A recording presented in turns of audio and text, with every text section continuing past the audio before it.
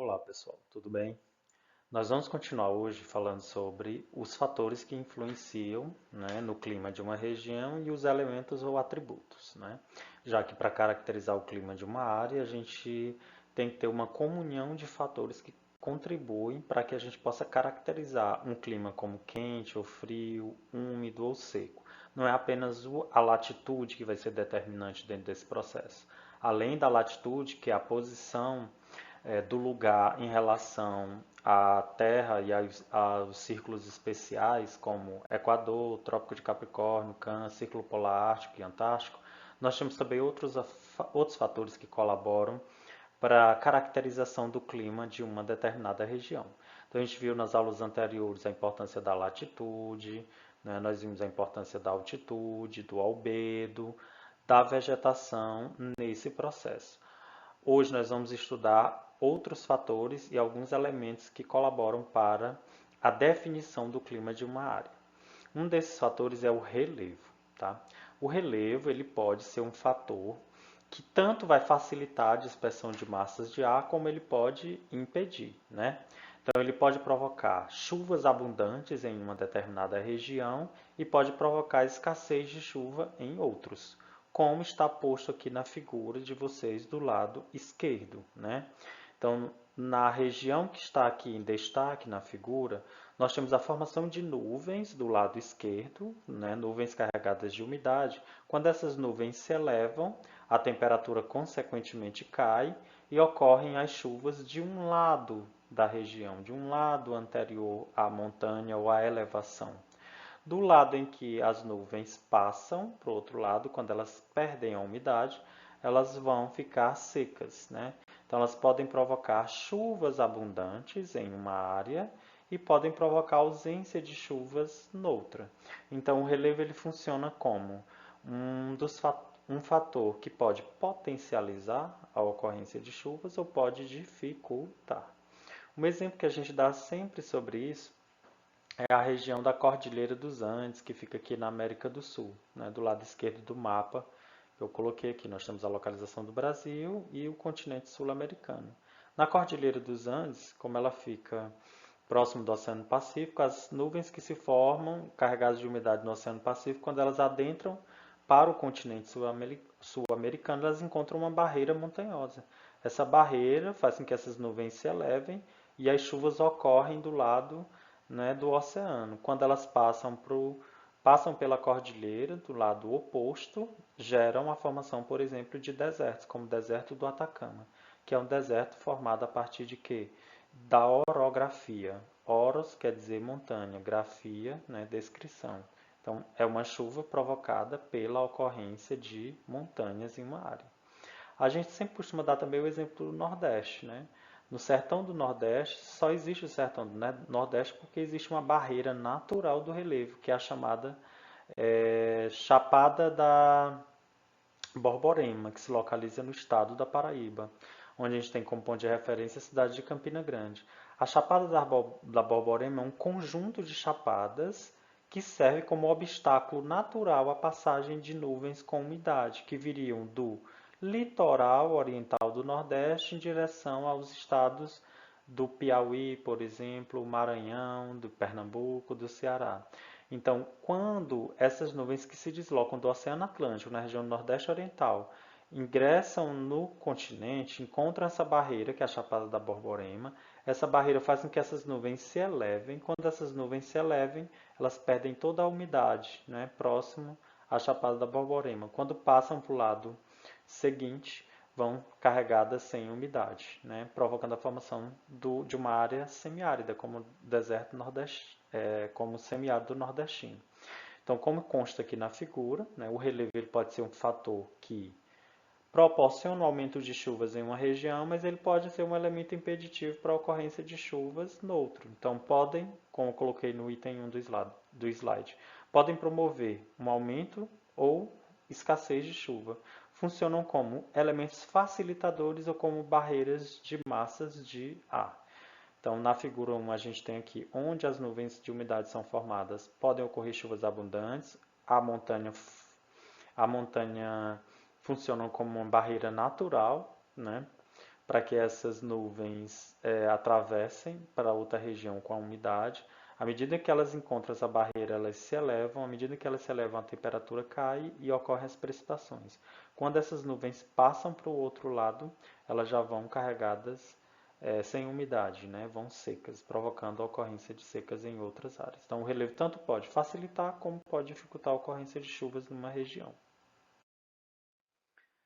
Esses são os fatores influenciadores do clima. A gente tem também os atributos ou elementos que caracterizam ou marcam o clima.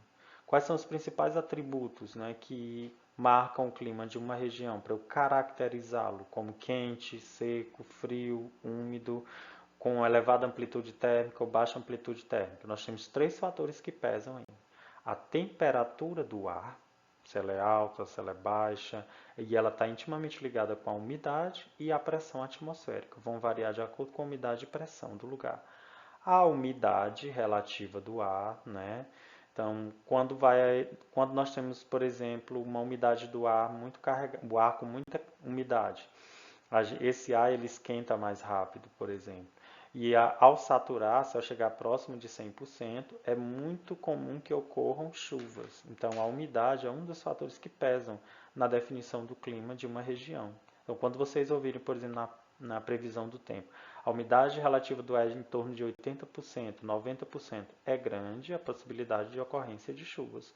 Porque um ar muito carregado de umidade, ele vai saturar e o vapor d'água vai formar gotículas de água, à medida em que essas nuvens se afastam da superfície da Terra, né? Isso varia ao longo do dia, né? E do tempo também a umidade. Por exemplo, agora em setembro, nós temos um período de baixa umidade no estado do Piauí. Nós não temos ocorrência de chuva, nós não temos grandes corpos d'água no interior do nosso continente. Estamos mais distantes do litoral, né? O litoral compreende uma pequena faixa de 66 quilômetros e o restante do estado fica numa área continental.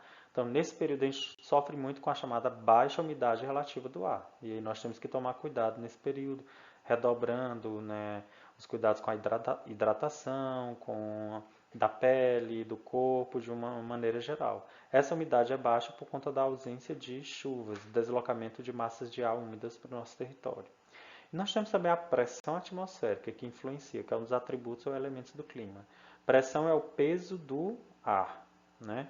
O ar ele é mais pesado quando ele está o quê? Comprimido. Então, regiões frias apresentam um ar bastante pesado. Então, quanto mais fria a região, mais pesado é o ar. Quanto mais quente é uma região, mais dilatadas são as moléculas do ar, esse ar vai ser mais leve. E a gente sempre lembra desse exemplo de pressão ao falar, por exemplo, desse período que a gente vive, mês de junho. Nós vivemos o inverno, né? Junho, julho, estamos em julho. Vivemos o período do inverno, onde a insolação é menor que na nossa região. Então, notem que pela manhã o ar ele está mais frio e venta, dá aquela sensação de mais ventos. O vento é mais pesado porque o ar está concentrado de peso, né? Então, a gente sente que venta mais, mas na verdade o ar está mais pesado, ele não é tão leve e você tem uma maior circulação do ar nesse período. Tá? Então, regiões frias apresentam áreas de alta pressão atmosférica. Regiões quentes apresentam, né, via de regra, baixa pressão atmosférica, porque as moléculas do ar estão que dilatadas. Tá? E aí isso influencia, essa pressão atmosférica influencia na dinâmica do clima. Porque os ventos eles ocorrem onde? De regiões de alta pressão para baixa pressão. De regiões frias, polares, para os círculos, para os trópicos, e dos trópicos para a linha do Equador. Tá? Então, em regiões frias o ar ele é mais pesado e em regiões quentes ele é mais leve. Dependendo da altitude também a gente vai ter um quadro de pressão diferenciada, de peso do ar, pois em regiões elevadas o ar é rarefeito, então você tem uma pressão menor. Em regiões mais baixas, esse ar é mais presente, é mais constante, nós temos uma pressão atmosférica maior e mais significativa. Então, temperatura, umidade e pressão influenciam no clima de uma região. Olha aí, para simbolizar o que nós falamos anteriormente, olha, nós temos regiões com altas temperaturas, como mostra na figura do canto superior esquerdo, nós temos moléculas do ar que são dilatadas, esse ar se torna mais leve. Setembro, outubro, novembro, a gente tem a sensação de quase que não venta, né? A ausência de chuvas provoca, né, um aumento da temperatura. A ausência de nuvens no espaço também provoca um aumento da temperatura. Esse ar vai estar mais dilatado. Nós temos aí, né, uma pressão mais baixa do ar, porque essas moléculas se dilatam, tornando o ar mais leve. Quando o tempo está mais frio, ou se uma região é extremamente fria, o que acontece com as moléculas de ar, né, presentes nessa região, elas se contraem, tornando esse ar mais pesado. Regiões polares apresentam áreas de baixa pressão. Regiões próximas aos círculos polares e também aos trópicos apresentam áreas de uma alta pressão, atmosférica, porque esse ar está o que? Contraído. Já regiões como próximas à linha do Equador tendem a apresentar baixa pressão, porque as temperaturas são mais altas, as moléculas do ar estão que? Dilatadas. Então, tem uma figura aqui mostrando também que, à medida que a gente tem uma altitude mais elevada, nós temos o que? O ar mais rarefeito, uma menor presença da pressão atmosférica, a pressão é menor. Já em regiões mais baixas, como está mais próximo, né, de áreas com mais água, né, nós temos áreas com uma grande quantidade de ar, essa pressão ela é mais elevada. Então, eu coloquei aqui uma figura de uma coluna, de colunas de pressão, mostrando as diferenças de pressão conforme o lugar. Tem um exemplo de São Paulo. Em São Paulo, devido à altitude, né, nós temos o que? Uma menor coluna de ar, uma pressão atmosférica mais baixa, né? Um ar menos pesado por conta, né, desse ar ser mais rarefeito em regiões elevadas. Já em regiões mais baixas, o ar tem um peso maior, né? Porque ele está mais presente em maior quantidade, está mais carregado também. Então, quanto mais baixa for uma região, maior é a pressão atmosférica. Quanto mais elevada for uma região, menor é a pressão atmosférica, porque esse ar ele é mais rarefeito. Regiões montanhosas, como a da Bolívia, né? Vocês já viram vários clássicos, jogos, onde os jogadores passam mal, começam a sentir falta de ar. Em regiões elevadas, o ar é rarefeito. A pressão atmosférica nessas regiões ela é mais baixa, por conta da menor quantidade de ar. O ar vai ser menos pesado. Já em regiões mais baixas, devido à maior presença de ar, regiões litorâneas, próximas ao nível zero do mar, nós temos um peso maior do ar, porque ele está presente em grande quantidade e ele é carregado, às vezes, de umidade, e isso favorece um maior peso ou uma maior pressão do ar. Áreas elevadas apresentam baixa pressão, áreas mais baixas apresentam alta pressão atmosférica. Se nós formos relacionar com a temperatura, regiões quentes apresentam, né, via de regra, uma baixa pressão, regiões frias, o ar está comprimido, apresenta uma alta pressão. Olha aí, a questão da pressão, do peso do ar, se o ar é frio ou quente, vai influenciar no deslocamento dos ventos. E conforme a figura que está partilhada aí no slide para vocês, os ventos eles vão sempre circular, né, dos polos para os trópicos, dos trópicos para a linha do Equador. Então, se a gente perceber aqui, ó, no círculo polar, no no trópico de Câncer, nós temos uma região de alta pressão. Já na linha do Equador, essa região é de baixa pressão. No trópico de Capricórnio, ao sul da linha do Equador, nós temos uma área de alta pressão, né, onde os ventos se deslocam para áreas de baixa pressão, né, como a linha do Equador. Então, os ventos vão sempre soprar dessas áreas frias para as áreas mais quentes. Logo, né, nós vamos ter aí ventos soprando, por exemplo, do trópico de Câncer para a linha do Equador, do trópico de Capricórnio para a linha do Equador, né, dos polos para os círculos polares. Né? Quanto mais fria a região, essa região vai ser dispersora, né, de ventos para outros lugares. Então, isso vai influenciar no deslocamento das chamadas massas de ar.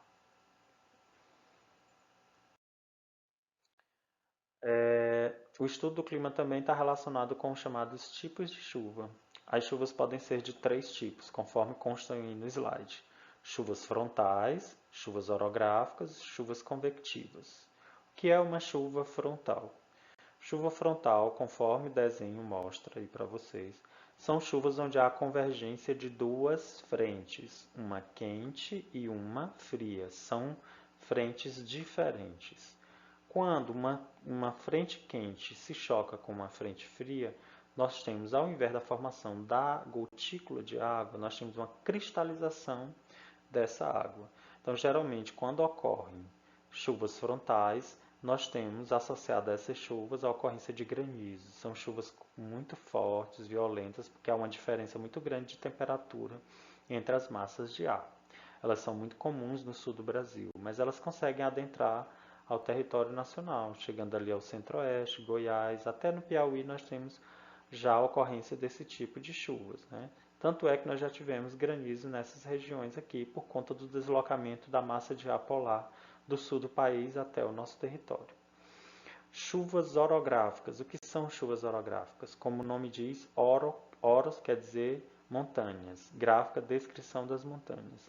Então, chuvas orográficas são chuvas provocadas pela ocorrência do relevo, né? É a chuva que vai ser provocada a partir de uma determinada elevação. Uma nuvem que se forma numa região mais baixa, quando ela encontra com um paredão do relevo, com uma montanha ou com uma chapada, essa nuvem é barrada e à medida em que ela sobe, né, à medida que ela encontra altitudes maiores, a temperatura cai e o vapor d'água se transforma em gotículas de água, promovendo a formação de chuvas. Então, o agente provocador dessa chuva é o relevo, é o paredão que interpôs a passagem normal dessa nuvem. À medida em que ele barrou a nuvem, ela se elevou e as chuvas ocorreram num lado dessa montanha ou dessa área de chapada, desse conjunto de formas, e quando essa nuvem passa, né, adiante, ela não vai carregada com umidade, provocando a ocorrência de áreas secas. Né? É o exemplo que eu falei do que ocorre no Nordeste. Chapada da Borborema, na Paraíba, impede a livre passagem de nuvens do litoral para o interior, provocando chuvas abundantes no Agreste e a ocorrência de ausência de chuvas no sertão nordestino. E por fim temos as chuvas convectivas, de convecções, que são as mais comuns que ocorrem aqui na nossa região. O que é uma chuva convectiva? É aquela em que a nuvem realiza movimentos convectivos de subida e descida. Né? Para que ocorra uma chuva em condições normais, o que é que acontece? As águas do mar ou dos rios e açudes evaporam. Quando evaporam, se condensa o ar, forma nuvem. Se ela não tiver carregada o suficiente de umidade, ela desce para áreas mais próximas desses corpos d'água, se carrega novamente de umidade, sobe. Quando ela atinge a saturação do ar, que é a 100%, quando a umidade do ar está a 100%, formam-se gotículas de água e ocorrem as chuvas. É a chuva mais comum que ocorre aqui, por exemplo, no Piauí. Por isso que é muito comum chover aqui entre 5 da tarde e 7 da noite, porque as nuvens passam a tarde realizando esse movimento convectivo de subida e descida, carregando-se de umidade até que ocorram as precipitações. É muito comum no nosso verão. Na próxima aula a gente vai falar sobre os tipos climáticos do Brasil.